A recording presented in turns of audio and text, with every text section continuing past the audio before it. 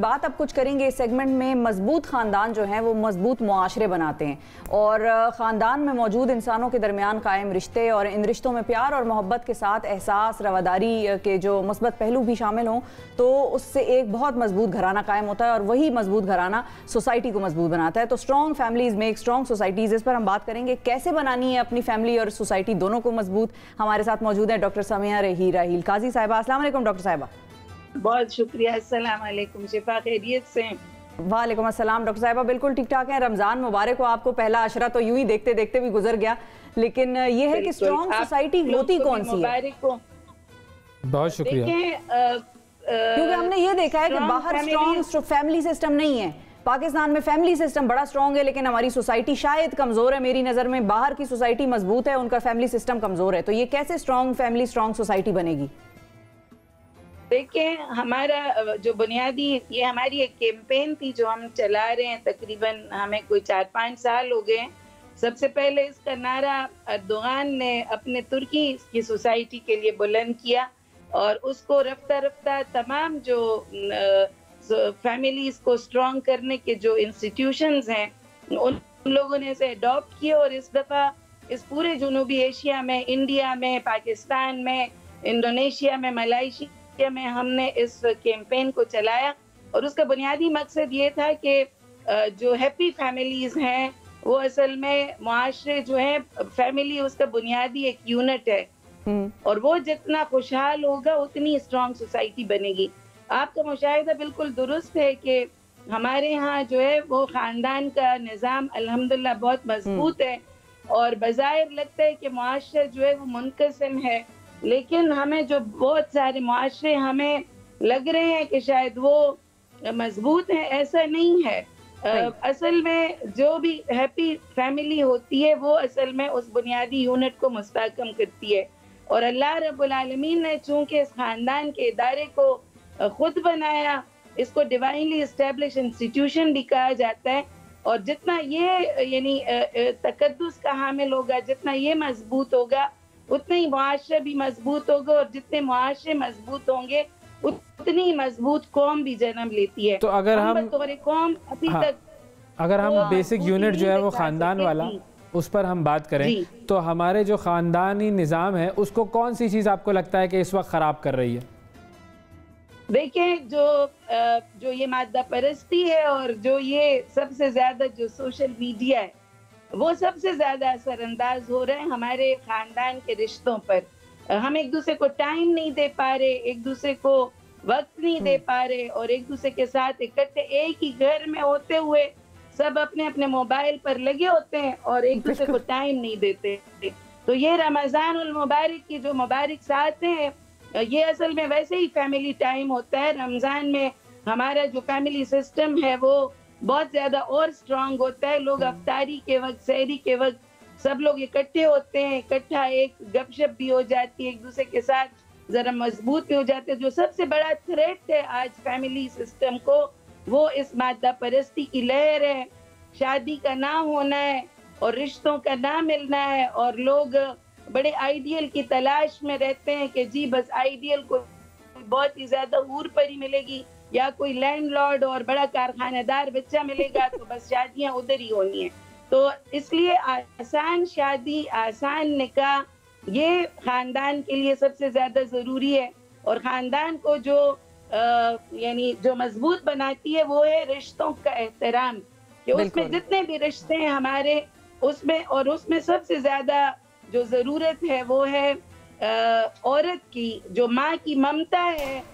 وہ ایک انسٹیٹیوشن ہے ہمارے اس خاندان کا۔ وہ عورت جتنی مضبوط ہوگی، مرکز محبت رہے گی اپنے خاندان کی، تو وہ اتنا ہی زیادہ فیملی مضبوط ہوگی، اتنے ہی زیادہ معاشرے مضبوط ہوں گے۔ ہماری کیونکہ سامیہ صاحبہ آپ نے عورت کی بات کی ہے، تو ہمارے لیے تو امہات المومنین جو ہیں وہ سب سے مطلب ایسا پیکر ہیں کہ ان کو دیکھ کر ہم سیکھ سکتے ہیں کہ بھئی انہوں نے گھر کیسے سنبھالا، انہوں نے کاروبار کیا تو کیسے کیا، اور اس میں حضرت خدیجہ الکبریٰ رضی اللہ تعالیٰ عنہ کی بھی مثال ظاہر ہے ہمارے سامنے ہے، اور ان کا ظاہر ہے کیونکہ ہم نے کل دن بھی دیکھا ان کا، تو ان کے حوالے سے ہمیں کیا تعلیمات ملتی ہیں؟ وہ کس طرح سے ایک فیملی یونٹ کو، کیونکہ ان کا تو بڑا گہرا اور بڑا ایک سپورٹ سسٹم تھا نبی اکرم صلی اللہ علیہ وسلم کے لیے، وہ نہ اگر ہوتی تو بہت ساری چیزوں میں نبی اکرم صلی اللہ علیہ وسلم کی شاید مشکلات اور زیادہ ہو جاتی۔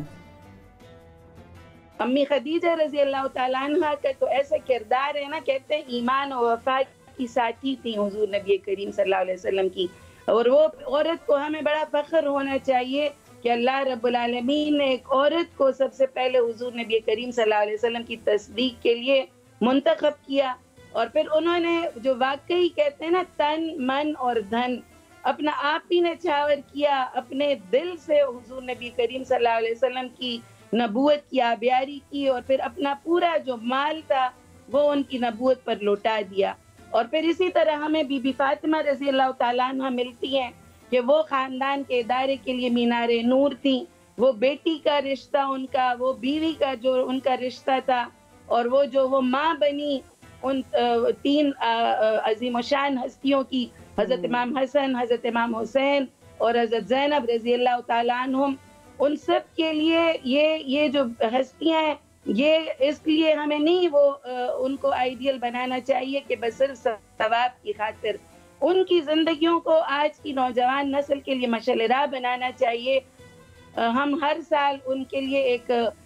وہ مناتے ہیں جو انٹرنیشنل ویمنز ڈے پر ہم ہر سال اپنی ایک بیوی کو رول ماڈل بناتے ہوئے ان کو نوجوان نسل کے لیے ہم ان کے اوپر لٹریچر اور ان کے اوپر کانفرنسز، ان کے اوپر ڈسکشنز کرتے ہیں۔ تو آپ سب سے درخواست ہے کہ میڈیا بھی ان کی وہ والی جو خصوصیات ہیں جو انہوں نے گھر بنانے کے لیے کی، جو انہوں نے خاندان بنانے کے لیے کیا، اور جو یہ میڈیا ہمیں آج کل دکھا رہے عورت کا وہ کردار جو اصل میں وہ ہے نہیں، وہ جو ایکسٹرا میرٹل افیئرز ہیں یا عورت کو اور کوئی کام نہیں ہے، بس یہی انہی فضول کاموں میں وہ مشغول رہتی ہے۔ ہمیں جو عورت ہمارے معاشرے میں جو تعمیری کردار ادا کر رہی ہے، بالکل جو گھر بنا رہی ہے، جو فیملی بنا رہی ہے، اس کی طرف میڈیا کو بھی سب کو متوجہ اچھا، اب ہمارے یہاں پر ایک اور سلسلہ ہے، وہ ہے جوائنٹ فیملی سسٹم کا، کیونکہ وہ بھی ظاہر ہے جب ہم سب اپنے بڑے بزرگوں کے ساتھ رہ رہے ہوتے ہیں تو اس سے بھی بڑی اسٹرانگ فیملی وجود میں آتی ہے۔ اس حوالے سے میں چاہوں گا کہ کوئی اگر آپ ایک ٹپ دیں لوگوں کو، مردوں کو، عورتوں کو، کہ کس طریقے سے اپنے اس خاندانی رشتے کو بہتر مضبوط کیا جائے، بیلنس کیا جائے۔ مرد کو بلکہ یہ ٹپ دینی چاہیے، دونوں کو دینی چاہیے بھائی، دونوں کو۔ مرد زیادہ مسائل میں ہوتا ہے نا، ایک طرف ماں ہے، ایک طرف بیگم ہے، وہ تو بیچارہ ٹینشن میں ہوتا ہے مرد۔ جوائنٹ فیملی سسٹم میں مرد بیچارے کی وہ کہتے ہیں نا ایک موم بتی ہے جس کے دونوں سروں کو جلا دیا گیا، تو وہ ایسے جلتا رہتا ہے بیچ میں۔ اس لیے عورتوں کو، ماں کو بھی اور بیوی کو بھی اپنے شوہر اور اپنے بیٹے پر رحم کرنا چاہیے، اور اس کو اس طرح کی سپورٹ دینی چاہیے کہ وہ مرد بھی اپنے اپنے حقوق ادا کرتا رہے، کہ وہ ماں کا جو رشتہ ہے وہ مرد کے لیے مقدم ہے اور بیوی کے لیے شوہر مقدم ہے۔ تو یہ جو رشتہ ہے جوائنٹ فیملی میں، ہمارے لوگ کہتے ہیں جی اسلام میں جوائنٹ فیملی سسٹم کا کوئی تصور نہیں ہے۔ اسلام میں جوائنٹ فیملی سسٹم کا یہ تصور ہے کہ احسان کا سلوک کریں،